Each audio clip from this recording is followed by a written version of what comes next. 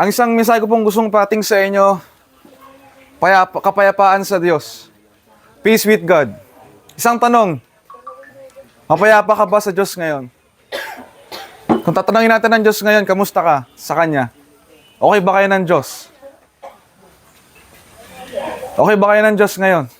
Sa ginagawa nyo ngayon, okay ba kayo sa Diyos ngayon? Tingin nyo, itong simbolo ng libingan na ito, itong kabaong na ito, lahat, isang araw tayo higa rito. Isang araw, darating ka sa puntong, higa ka sa kabaong na ito. At pag inabutan ka ng oras na yon, at hindi ka okay sa Diyos, huwag mo asahan sa langit ka pupunta. Parang ganoon din tayo sa ating mga tatay. Pag galit ang tatay mo sa'yo, sinong anak may kapal ng mukha para umuwi sa bahay nila?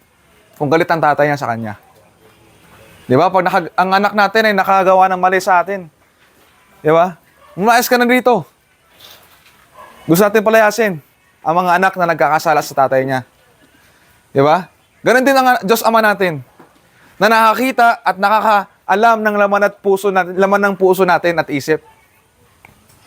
Pag dumating po kayo, mga kabataan, sa oras na ito, nahihiga ka na rito, at hindi ka okay sa Ama, huwag mo asahan, makakapasok ka sa kaharian ng Diyos. Huwag mo asahan na kayo makakakita ng kapayapaan sa Diyos. Yan ang pag-uusapan natin ngayong gabi. 3 bagay lang po ang gusto kong ibahagi sa inyo, mga kabataan. Sana nakikinig kayo dyan. Mga kabataan, pause muna natin yung mga laro, no? Okay, kung matitigil nyo muna yan, saglit lang po to. Porating bagay. 3 bagay lang po. Ano ang sitwasyon ng isang taong mapayapa sa Diyos? Pangalawa, ano ang sitwasyon, ano ang kalalagayan ng isang taong hindi mapayapa sa Diyos? Pangatlo, paano tayo magkakaroon ng kapayapaan sa Diyos? Paano tayo magkakaroon ng kapayapaan sa Diyos? Yan ang pangatlo at huli. Una, ano ang kalalagayan ng isang tao? Ano ang buhay ng isang taong may kapayapaan sa Diyos? Sabi ng Biblia, di ko nabubuksan, ginagabayan ng Diyos ang kanyang mga landas. Merong pagpapala sa kanyang buhay. Hindi lang sa kanyang buhay, maging sa kanyang pamilya. Maging sa kanyang buong tahanan. Buong angkan niya pinagpapala. Sino man ang may kapayapaan sa Diyos. Ang simbolo ng isang Kristyanismo, isang Kristiyano sa Bible, ay yung tinatawag siyang righteous people. Ito yung mga matuwid na tao. Righteous people ang tawag sa Biblia ng mga Kristiyano. At sa mga hindi naman Kristiyano, ang tawag ng Biblia ay mga wicked. Okay? Wicked or ungodly. Ang mga righteous people, ginagabayan ng Diyos yan kahit saan na magpunta. Bakit meron tayong kahirapan? Huwag natin sisiyan ng gobyerno sa kahirapan natin. Bakit may mga sakit? Bakit may mga tao na papariwara? Huwag mo natin sisiyan ng sino mang tao. Wala tayong dapat sisiyan sa ating buhay. Kung ano nangyayari sa ating buhay, kundi tayo may kagawa nun. Kung ikaw ay malayo sa Diyos, huwag mo asahan na may pagpapala ka sa buhay mo. Malalo ka man sa sugal na yan, hindi yan pagpapala. Pagpapala yan mula sa demonyo. Dahil alam mong pagpapala na galing sa Diyos ay galing sa legal na pamamaraan. At pinapagbawal ng ating batas ang pagsusugal. So, illegal yan. Kung anumang pagpapalang makita nyo dyan at makuha, yan ay hindi galing sa Diyos. Galing yan sa demonyo na pinagpapala ka. Kayang-kaya ng demonyo pagpalain ka. Kayang-kaya ng demonyo na ikaw'y bigyan ng kayamanan na ninanais mo. Pero yung kayamanan na yun hanggang dito lang sa lupang ito. At hindi mo madadala pagkatapos ng buhay mo. Ang sitwasyon ng isang taong may kapayapaan sa Diyos, lahat ng kanyang ginagawa ay pinagpapala. Anumang trabaho, pag-aaral, anumang gawin ng taong may kapayapaan sa Diyos, may pagpapala. At higit sa lahat, ito ang gusto kong ibahagi. Ang taong merong kapayapaan sa Diyos, merong katiyakan na sa langit siya'y pupunta. Meron siyang katiyakan na sa langit siya'y patungo. Tanungin kita, kaibigan, pag namatay ka ngayon, saan ka pupunta? Ayaw pa rin makinig. Tinitigasin mo pa rin yung leg mo. Ayaw ko lumingon dyan. Biblia yan eh. Alam niyo ba ba't meron Biblia? Para sa inyo mga matigas ang leeg. Para magkaroon tayo ng pagkakataon tumanggap sa Panginoong Jesucristo. Na ayaw bitawan sa pagitan ng mga daliri ang kanyang sigarilyo at ayaw bitawan ang bara sa kanyang mga kamay para sa itong Biblia na ito. Dahil ang Diyos ay naparito para hanapin at saliksikin at iligtas ang mga naliligaw. At sa sitwasyon niyo po ngayon, mga kuya at ate, ma'am, sirs, kayo po ay naliligaw ngayon. At mula sa Dasmariñas, tumungo pa kami rito para padala ang isang liwanag, isang Biblia, isang salita ng Panginoon. Nagsasabi sa'yo, makinig ka. Pero hindi. Sarado na ang puso't isip mo ngayon. Ayaw mo nang tumingin, nung lumingon man lang. Pero gusto ko sabihin sa iyo ngayon, kung ayaw mo makinig at tumingin sa akin, maalala mo tong araw na to pag namatay ka na. Habang hinihinga mo na, yung huling mga 5 hininga mo, maalala mo tong araw na to. Binigyan ko ng pagkakataon na tumanggap sa Panginoon pero hindi ko pinansin. Binigyan ng pagkakataon makinig pero hindi ako tumingin. Sinarado ko yung puso ko. Ito na yung pagkakataon nyo ngayon. Ngayon ang araw ng kaligtasan kahit alas 11 na ng gabi. Kung ito si Kuya Joji, sana nagkaroon ng pagkakataon. Pero walang tao na mamatay na hindi nabigyan ng pagkakataon. Walang sino mang taong darating sa punto ng kamatay na hindi nabigyan ng pagkakataon na kilalanin at tanggapin ng Diyos sa buhay niya. Dahil pag namatay ka at wala kang binigyan ng pagkakataon, pwede mo sisihin ng Diyos. Hindi mo ko binigyan ng pagkakataon eh. Pero lahat kayo na nandito ngayon, ito ang pagkakataon yung binigay sa iyo ng Panginoon. Marahil ito na yung huli. Marahil ito na yung dulo. Marahil ito na yung huling pagkakataon, marinig mo ang salita ng Diyos, pero ayaw pa rin makinig. Anong sitwasyon ng isang taong merong kapayapaan sa Ama? Sa kanyang tatay? Sa Diyos Ama? Pagpapala. Diba sabi nga nung kanta, pagpapala at kapayapaan ang aking inasahan. Kasaganahan. Yan ang hinahanap ng tao. Marami sa inyo naghahanap ng kaligayahan. Dito nyo hinahanap sa sugal. Sa online na laro. Sa cellphone, kabataan. Naghahanap kayo ng satisfaction at kaligayahan sa online games. Kasi doon kayo masaya eh. Pero hindi yun ang kaligayahan na sinasabi ng Biblia. Sabi ng Bible, Psalm 16 verse 11, and in thy presence there is rejoicing evermore. Merong kaligayahan na katuwaan, kapiling natin ng Panginoon. Kapag ikay merong kapayapaan sa Diyos, meron kang kaligayahan na hindi mapapantayan ng sinuman. Kaligayahan na hindi na makukuha ng anumang bagay. Hindi droga, hindi sigarilyo, hindi alak ang magbibigay sa atin ng kaligayahan, kundi Panginoon lamang. At hindi ko ma-explain sa iyo yan hanggat di mo tinatanggap ang Diyos sa puso mo. Tanggapin niyo muna ang Panginoon sa buhay niyo, tsaka niyo malalaman ng kaligayahan na sinasabi ko. Kaligayahan na kahit nakakulong ka na, masaya ka pa rin. Na kahit mahirap na ang pamilya natin, pero may Diyos, yun ang pinakamaligaya sa lahat. Kasi maraming tao lumiligaya lang sa pera. Pag wala ng pera, wala na. Miserable na ang buhay. Kasi bakit? Ang kaligayahan, akala natin pera lang. Pero ang tunay na kaligayahan ay yung meron kong kapayapaan sa Diyos. Ang sarap matulog ngayong gabi. Ipipikit mo ang mga mata mo na mapayapa ka sa Diyos. Sino abot ng Diyos na to? Diyos na lumikha sa'yo. Diyos na naglikha ng langit at lupa. Diyos na nagmamayari ng kalawakan na ito, na kung saan ka nakatira, at nagbibigay sa'yo ng pagkain, at nagbuhay. Yung hininga mo, galing yan sa Diyos, na hindi mo pinapakinggan ngayon. Nagsasabi sa salita ng Panginoon, ako ang Diyos, sabi niya, sa Biblia. Isa lang po akong boses, speaker lang po ako. Echo lang po ako. Tunog lang po ako na nagbibigay sa inyo ng isang salita mula sa Diyos. Kasi bakit? Bakit po pinadala ang isang kagaya ko para ipangaral sa inyo po ito? Kasi masyado kang malayo sa Diyos po. Yan ang kalalagayan ng isang taong may kapayapaan. Kaligayahan, kapayapaan, katuwaan sa Diyos. Ito, pag-usapan natin, pangalawa. Ano ang kalalagayan ng isang taong walang kapayapaan sa Diyos? Ano ang kalalagayan ng isang taong walang kapayapaan sa Diyos? Ito ang kalalagayan mo ngayon, sir. Ma'am, ate, kuya, ito po ang kalalagayan mo ngayon. wala kang kapayapaan sa Diyos, anong kalalagayan mo sa Ama? Sabi ng Psalms 7 verse 11, God is angry with the wicked every day. Araw-araw galit ang Diyos sa'yo. Ano bang ginagawang mabuti? Hindi, mabuti akong tao. Ano sabi mo dyan? Tumutulong ako sa mga kamag-anakan ko. Ako yung breadwinner. Kahit anong gawin natin mabuting, sa harapan ng Diyos, hindi niya tinatanggap yon. Dahil ikaw ay wicked at wala kang kapayapaan sa Diyos. Their foot shall slide in due time. Isang beses, isang araw, isang pagkakataon, maaksidente ka. Marahil yun na yung huli. At pag dumating yung araw na aksidente at namatay ka na, at wala kang kapayapaan sa Diyos, impyerno ang kakantungan mo. God is angry with the wicked every day. Ayaw, galit ang Diyos sa taong makasalanan. Masyado tayong nafe-feed ng mga social media.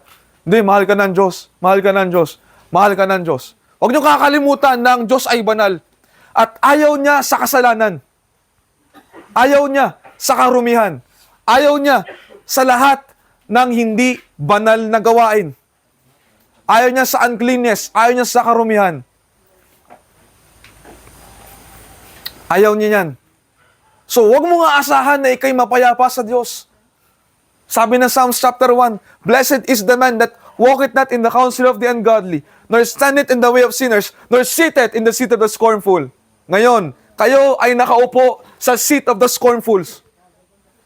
Upuan ng mga manlilibak. Upuan ng mga namumuhi sa Diyos.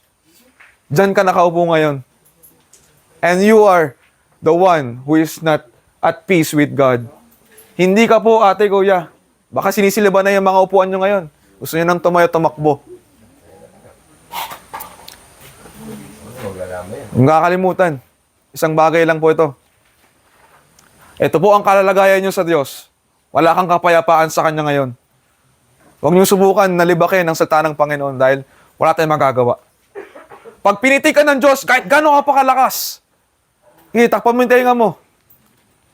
Pag pinitik ng Diyos ang buhay natin, kahit gano'n ka palakas, bigla ka na lang tutumba at babagsak.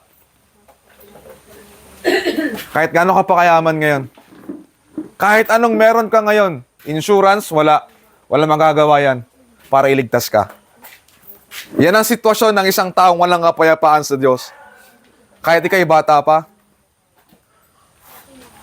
kahit ikay young people, palakas, pag pinitik ka ng Diyos, wala kang magagawa. Sabi ng isang kwento sa Biblia, yung isang mayamang tao, na puno ng kanyang bahay, ng kanyang mga halaman at mga gulay at prutas na kanyang tinanim. Sabi niya, punong-puno na yung aking mga lagayan ng mga prutas at gulay. Paano na to? Dami ko pang inani.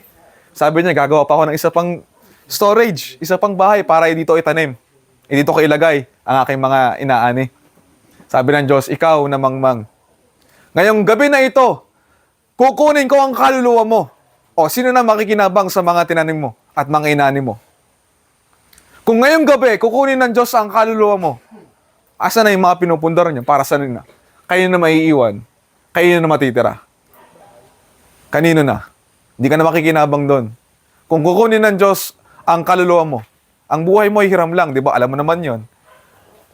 Ang buhay mo ay hiram lang, di ba? O, bakit ito pinagdadamot sa Diyos? Pag kinuha ng Diyos siyang pinahiram sa iyong buhay, ano magagawa mo? Yan ang kalalagayan ng isang taong walang kapayapaan sa Diyos. Di ba? Nakakainis ang katotohanan. Di ba? Gusto ko nang umalis dito, ano ba to? Lamay pinunta ko, hindi, nagsusugal ka eh. Nakakainis naman itong katotohanan. Masatagputag ang katotohanan, pero yun ang kailangan natin. Yan ang kalalagayan ng isang taong walang kapayapaan sa Diyos. Malayo, madilim, malungkot. Huwag mo sabihing masaya ka ngayon po, sir. Ate, you are not happy. Pag uwi mo sa bahay mo, malungkot ka rin. Kasi naghanap pa ng kapayapaan, kaligayahan, pero di mo nasumpungan. Di ba? Naghahanap ka ng Komportable, wala eh. Walang komportable sa buhay na ito eh. Yan ang kalalagayan ng isang taong walang kapayapaan sa Diyos. At ito na, huling bagay na. Para matapos na tayo, no? Paano tayo makanunumbalik sa Diyos? Paano tayo magkakaroon ng kapayapaan sa Diyos? Sabi ng John 14:6, siya ang daan, siya ang katotohanan, at siya ang buhay.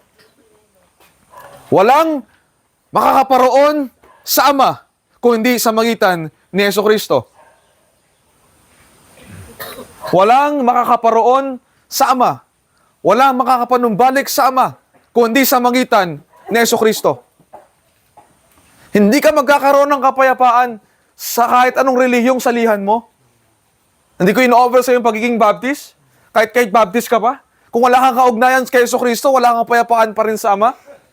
Kahit anong relihiyon ng salihan mo, puntahan mo, iglesia, katoliko, muslim, kahit anong relihiyon, walang relihiyon ang magbibigay ng kapayapaan sa iyo sa Ama, kundi sa magitan lamang ni Jesucristo. Bakit? Ano bang ginawa ni Kristo? Sabi nating talata, nagkaroon tayo ng kapayapaan sa Ama dahil sa magitan ng kanyang anak. Sa kamatayan ng kanyang anak na si Jesucristo, doon tayo nagkaroon ng katubusan sa ating mga kasalanan. Isang tanong, bakit pa tayo hindi mapayapa sa Diyos? Sir, young people, bakit tayo hindi mapayapa sa Diyos? Dahil sa kasalanan. At yun ang kailangan alisin sa atin para tayo magkaroon ng kapayapaan sa Diyos. At yun ang ginawa ng Panginoon Jesucristo dito sa bawat isa sa atin. 2,000 years ago, nagpapako sa krus upang kunin, i-bear ang ating mga kasalanan. At siya na ang umako ng lahat ng iyon. Siya na. Yung kasalanan hindi natin kayang bayaran. Yung kasalanan na patuloy na bumabat-bat at dumudurog sa atin at nagpapasakit sa atin, yun ang kanyang kinuha at biniyaran. Yun ang kanyang tinubos sa atin. Therefore, being justified by faith, tayo ay pinawalang sala ng Panginoon Jesucristo. Ngayon, kung ikay magkakaroon ng pananampalataya sa Panginoon Jesucristo, sa ikaliligtas ng iyong kaluluwa, okay? Anong gagawin ng Panginoon sa buhay mo? Papawalang sala ka niya. Ipapawalang sala niya mga kasalanan mo. Aalisin niya at buburahin niya sa magitan ng kanyang banal na dugo. Huhugasan at lilinisin niya ang ating mga kasalanan. At kapag nahugasan na tayo na ngayon ay banal at matuwid na sa harapan ng Ama. Tayo ngayon ay na-justify na. Napawalang sala na tayo sa magitan ng Jesucristo kung kayo tatanggap sa Kanya. Ang Panginoon Jesucristo namatay sa lahat. Pero hindi lahat maliligtas. Bakit?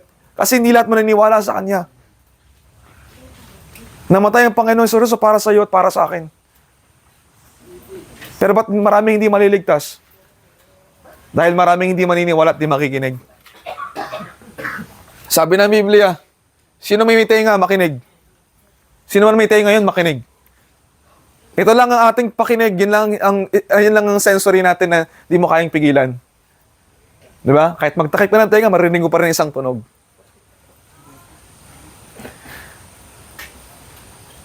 Tayo ay mapapawalang sala kapag tayo ay naniwala at tumanggap sa pananampalataya sa Panginoon Jesucristo. Sino man ngayon dito nakikinig sa akin ngayon? Sino nakikinig sa akin ngayon dito? Okay? Makinig kayo. Tingnan kayo sa akin. Sino man nakikinig sa akin ngayon? Itong boses na ito. At kayo mananampalataya sa Panginoon Jesucristo bilang yung tagapagligtas. Magkakaroon ka ng kapayapaan sa Ama. Tayo ay napawalang sala sa pananampalataya natin sa Kanya. Sa magitan ng banal na dugo na ito. Ibinabahagi ko sa inyo po. Sino man ang tatawag sa Panginoon maliligtas. Magkakaroon tayo ng kapayapaan kapag tayo ay sumampalataya sa Panginoon sa Kristo bilang ating tagapagligtas. Dahil siya lamang ang Lamb of God which will take away the sins of the world. Siya ang kordero ng Diyos na mag-aalis ng ating mga kasalanan. Siya lang. Walang ibang Diyos ang pwede magligtas sa'yo. Walang ibang reliyon o paniniwala or anumang denominasyon, hindi ka kayang iligtas. Si Jesucristo lamang magliligtas po sa'yo. Kung isa ka lamang nakikinig sa akin, ikaw lang, at sumamatay ka sa Panginoon Jesucristo, magkakaroon ka ng kapayapaan sa Ama sa magitan ni Jesucristo. At hayaan mo na itong mga tong ayaw makinig, matitigas ang ulo. Malay. Matanda na siya eh. Masyado na akong matalino para dyan. Masyado na akong maraming pinag-aralan para dyan. Masyado na maraming experience sa buhay ko. Dami ko nang pinagdaanan. Bayan, turuan mo pa ako. Bayan, katitigas sa mga puso ng mga tao. Ito, mensahe ng Diyos para sa'yo. Wala kang kapayapaan sa Diyos, sir. Kailangan mo ng tagapamagitan. Kailangan mo magpapayapa sa'yo. Ano gagawin mo? Para pumayapa ka sa Diyos. Gumawa ka ng mabuti? Hindi mo kayang gumawa ng mabuti. Wala sa ating kayang gumawa ng mabuti. Sinong tao ngayon dito na magsasabi, nakagawa ko ng mabuti sa kapwa ko ngayong araw na ito? Sa magitan ng pagsusugal, di ka gumagawa ng mabuti sa kapwa mo. Am I right? Nanakawan mo siya eh. Illegal na pamamaraan. So, anong sinasabi mo mabuti ka? Wala sa ating mabuting tao nakakagawa ng isang bagay na mabuti. Wala. Wala ni isa. So ngayon, lahat ka ngayon dito ay hindi mapayapa sa Diyos. Ayaw nyo pa rin tumanggap sa Panginoon Jesucristo bilang yung tagapagligtas. Siya lang naman ang pwede magpayapa sa Ama.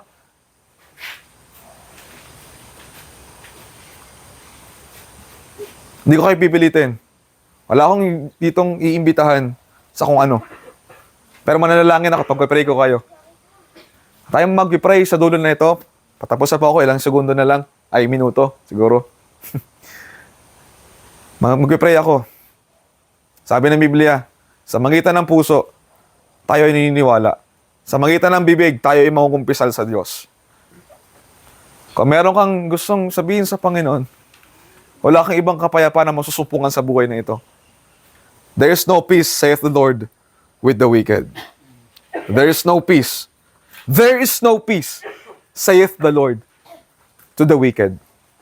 Kung ikaw ay tatanggi sa mensahe ng Panginoon sa iyo ngayong oras na ito, gusto kong sabihin sa iyo, wala kang masusumpungang kapayapaan sa mundong ito. Magtago ka na, tumakbo ka na sa mga bundok, sa underground magtago ka na. Pero pag bumalik ang Diyos sa pangalawang beses, hindi ka makakasumpo ng kapayapaan sa Kanya. Magtago ka na. Gawin mo lahat para iligtas ang buhay mo. Pero pag bumalik sa pangalawang pagkakataon, hindi mo kayang iligtas ang sarili mo. Wala kang pwedeng sandigan. Wala kang pwedeng taguan. Wala kang pwedeng gamitin na proteksyon laban sa galit ng Diyos. Wala. Kahit na nasa iyo pa lahat ng army, nasa iyo lahat ng pinakamagandang defense, wala. Walang bansa, walang tao ang pwedeng maapagtago sa Diyos. Yan ang kalalagayan mong malayo sa Diyos. Why not? Ito po, si Jesucristo.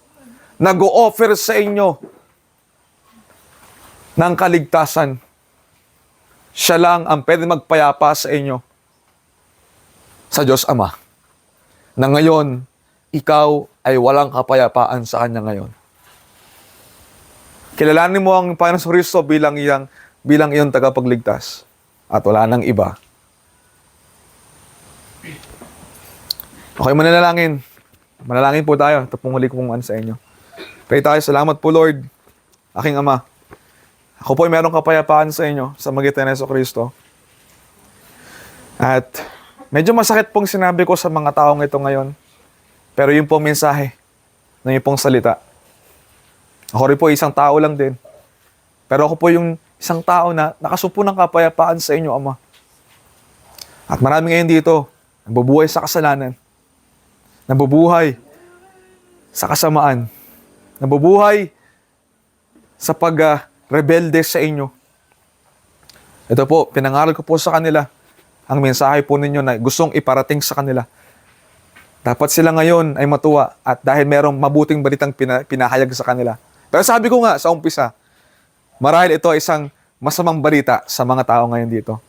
Pero sa mga taong bukas ang isip at puso at nais manumbalik sa iyo, Diyos Ama, itong mensahe na mayroong tagapagligtas na si Jesucristo ay isang mabuting balita. Panalangin ko, aking Ama, na sino mang tao nakinig sa akin ngayon, at siya ay magkakaroon ng desisyon ng pananampalataya sa inyo, O Diyos. Tulungan niyo nga siya, Panginoon. Nawa ang banal na Espiritu ang kumilos sa kanya at tulungan niyo po siyang sumampalataya sa inyo, O Diyos. At sa mga taong matigas ang puso at ulo, matigas ang legs, stiff-necked people, iparanas niyo po sa kanila ang apoy ng impyerno. Iparanas niyo po sa kanila ang galit ninyo. Iparanas niyo po sa kanila ang sumpa ng isang taong walang kapayapaan sa Diyos. At sana, Panginoon, biyayaan niyo po sila ng pagkakataon pa na kilalanin ka. Marahil, sa iba rito, huli na itong mensahe na ito. Pero Lord, kaawaan niyo po sila, Panginoon. Kahabagan niyo po itong mga kaluluwang itong matigas ang ulo sa inyo at ayaw manumbalik sa inyo, O Diyos. Ito po aking panalangin. Salamat po, Lord. At iningatan niyo po kami at ako. Salamat po, Lord, sa mensahe ng iyong salita. Masakit, mahirap, pero kailangan po namin itong marinig. Ito po dalangin ko. Sa pangalan ni Jesus, Amen. Po, salamat po sa inyo. Kalimutan niyo po yung pangalan ko, Brother John Paul, from Calvary Baptist Church. Salamat po sa inyo. Okay po, no? Thank you. Ito rin.